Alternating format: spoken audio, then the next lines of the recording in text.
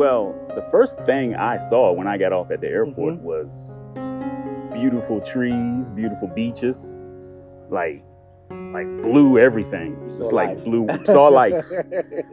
I seen some new buildings, like buildings being constructed. This don't quite look like poverty to me. It looks like a great up and coming continent that's building. They're trying their best to build, and it's coming slowly, but it's coming along. Thank you so much for joining. If it's your first time, please don't forget to hit the subscribe, hit the like button, and please kindly subscribe once again. Yes, it's been a while, and I'm back on your screens again. It's your boy Nappie, and I have my brother here. As the title goes, he's from the United States, and I don't know if it's his first time in Ghana or he has been in Ghana before. And yeah, I've met him online. We've been talking for almost 1 year now. Is that right? Yes, sir. Yes. Yes, sir. Yes, sir. Welcome back. Welcome back to Ghana. Glad welcome back to Ghana. Glad to be back. And welcome home. Thank you. Yes. Thank you. Yes. Where in the U.S. were you born? I was born and raised in Washington, D.C. Wow. Being raised in the United States, what was your perception about Africa? Did you hear about Africa? Did you learn about Africa in school? Not really. The perception growing up, being in high school, was like, it was always war-torn, poverty, the late night infomercials that people like to add on to, as far as like the children being big bellies and malnutrition and stuff like that. So as I got older, I started to research a little bit more on my own. My first trip to Africa was in 2012. I went to Kenya. Wow. And changed my life. It changed your life. Yeah, it changed my life. But the United States is said to be to change lives. So how come Africa changed your life? Okay, let me see. How come Africa changed your life again? Well, I feel like Africa changed my life from a positive perspective, more positive perspective of just more peace, more people that get along with one another. There was more camaraderie, more brotherhood, just people helping one another. Wow. When I came here, everybody is waving at you and speaking to you. How you doing, brother? How you doing? It's a different feeling. To put it into words, it's kind of hard, but for me, it's just a different feeling. Right. Living in the United States for so long, I was telling my girlfriend the other day, we had this conversation. I said, I felt dread. I feel a sense of dread. And yes, the jobs are there. The infrastructure might be there, but I feel like at the end of the day, it's more dread. At what expense? Yeah, you say, oh yeah, the jobs are better. Okay, what expense? At what expense? Is that the expense of your insanity?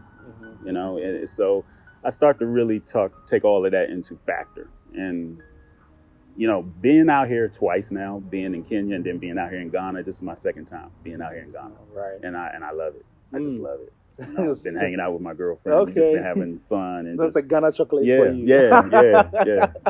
Awesome stuff. Yeah. So stepping foot in Kenya for the first time in 2012, how was the feeling like, coming to Africa? Whatever you saw on the screens in the United States about Africa was, let's say, it wasn't in the right way to see things like that in Africa, because you don't normally see all these things in Africa.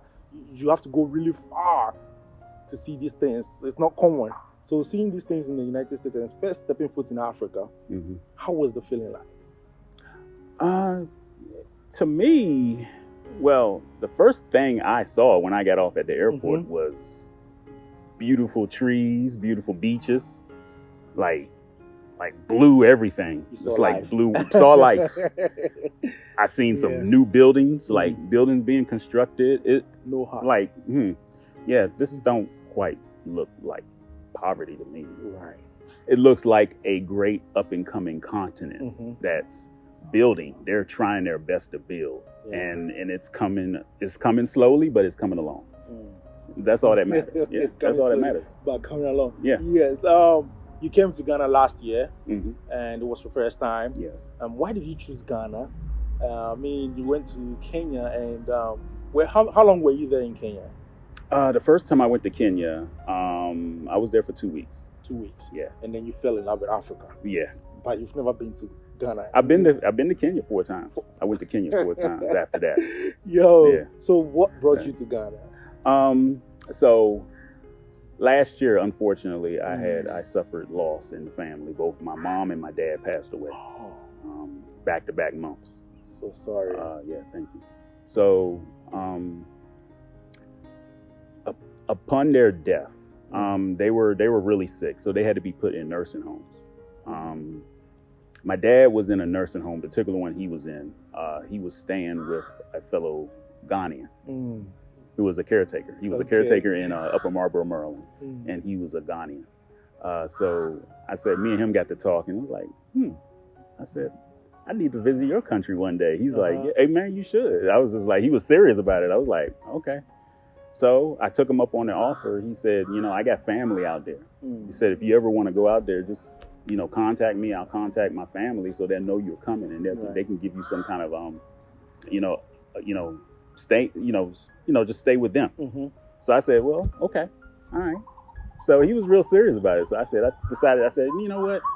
I don't have a lot of time. So I said, let me go ahead and just take a week out there. Okay. Just take a week. Yeah. Just go out there and see what it's like. Man, went out there, fell in love. Met my girlfriend out there the first time. Wow. And so I'm so proud of you. Yeah.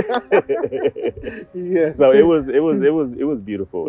I made a mission to say I'm gonna come back the next year and stay longer and just try to enjoy the environment. And that's what I've been doing.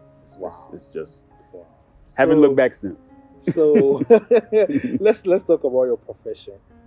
Back home in the US, what do you do? And coming to, let's say, Africa, what are your plans? Because so many people step foot to Africa and then they see so many opportunities and they jump on it. So what are your plans for Africa, and what's your profession as well? Well, right now, my current occupation in the United States, I'm a security guard for a government facility. So I work for the government, so to speak. I've been working that job now for about 16 years. Oh, okay. So it's... Are you the CIA? Because people will come into my comment section, be like, I know this guy, CIA. I'm not a CIA agent. Okay. Nope, not trying to spy on anybody. Okay. Just an honest man, just trying to enjoy life. That's all. That's all. I feel like, again, working in the United States, it's a blessing. I thank God for the job I do have. It's put food on the table. It's allowed me to afford a house over there. Some good living quality. Awesome. With that said, I also feel tired. I also feel, like I said earlier, stress, dread. Right. I just feel like, it's just, I don't know. It sounds crazy, but you just feel like you're not having fun anymore. You're just living somewhere. You're not having fun there. You just don't really enjoy it. Life for you. Yeah. So one of the reasons I did come to Africa, one of the reasons was, I was interested in land. I was interested in investing. Right. We've talked. A couple of friends of mine have talked, and my girlfriend have talked, and it's an interesting thing. I've been out here scoping out places and just really interested in doing some investment. Okay, now let's go into life. Is Africa really the future, as people say? I believe it is. I believe it is. Just looking around. Just look around. Just drive around the city for like a whole day and just see what you see. You're seeing new homes being built, like just like that. You're seeing office buildings being built just like that. I believe that jobs are coming. Right. They're slow, but I believe the jobs, the environment, the whole infrastructure is going to be there. It's just going to be a slow. People have to have patience. Right. It's just going to be a slow thing, but I believe that the infrastructure is there. Right. Yes. Yeah. Yes. If your voice could be heard around the world with just a sentence, what will you tell the world about Africa? Otherworldly.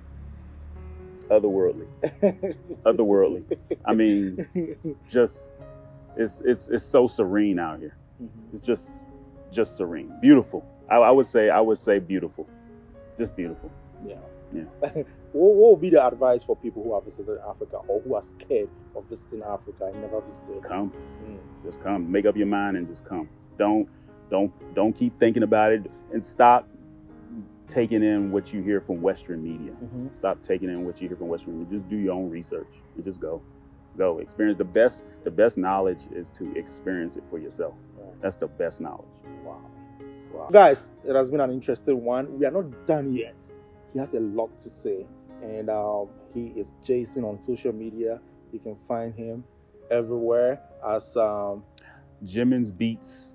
That's JIMMONS BEATZ1. Right, I'll put it down there on Instagram. Yes, talking about beats. Do you do beats? Do you do music? I've been doing it for the past 10 years. 10 years? Wow. Yeah. So are you bringing this kind of business to Ghana? Yes. Yes, actually I am. We're working. I'm working with my girlfriend right now. Then I have to put my wife on it because my wife sings too. Yes.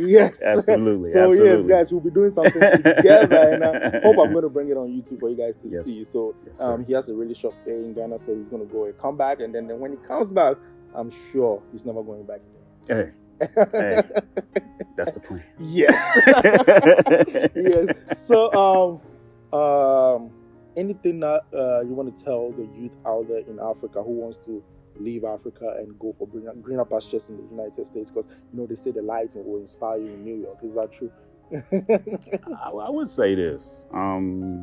If I had to be 100, this might get demonetized or whatever. But go straight. Go it. But look, I feel like people who want to come to the United States, and I've heard it. I've visited friends who say, "Hey man, can you take me back to the United States?" I'm like, bruh, I mean, if you really knew what was really going on over there, I mean, yes, you can get suckered in by all of the beautiful videos of people with money and Mercedes Benz and Rolls Royces and all. I actually had a friend one time when I went to Kenya one year. So I was with a friend, and one of her classmates that graduated from college with her, he was like, "Hey, Jason, how you doing, brother?" I was like, "Hey, I'm good. I'm fine. How about you, man?" He's like, "Good, man. I'm good." He said, "I'm real good now. I know you." He said, "Man," he said, "I know where you're coming from, man." He said, "United States." He said, "That's where all the rappers live, right?" He said, "That's where all the money makers live." I was like, bro, if you only knew. I'm thinking this to myself the whole time. I said, if you only knew what you'd be dealing with over there. People get hit hard. They think that, it's greener pastures, but it's also higher cost of living. Right. It's also a higher cost of living. You don't understand when you get over there that, I'm gonna have to work a little bit harder. Yeah, I can make that money, but guess what? I'm also gonna have to make more money to afford these apartments that they're paying for now. $4,000 a month. Yeah. And it's like, I'm like, I mean, do y'all really want to come over here to the US? I would say if you're really hard struck on coming, I would say have a short-term plan. Come, make your money, 10, 15 years, go back home. Go back home, live like a king, live like a queen. That's really amazing. Don't plan on staying long term. It's not gonna help you. It's not gonna help you long term. Wow. Okay. If you're there, you're just like me. You are the youth of Africa. If you want to travel, go for greener pastures. Mr. Jason says it should be a short term and come back and live like a king or queen.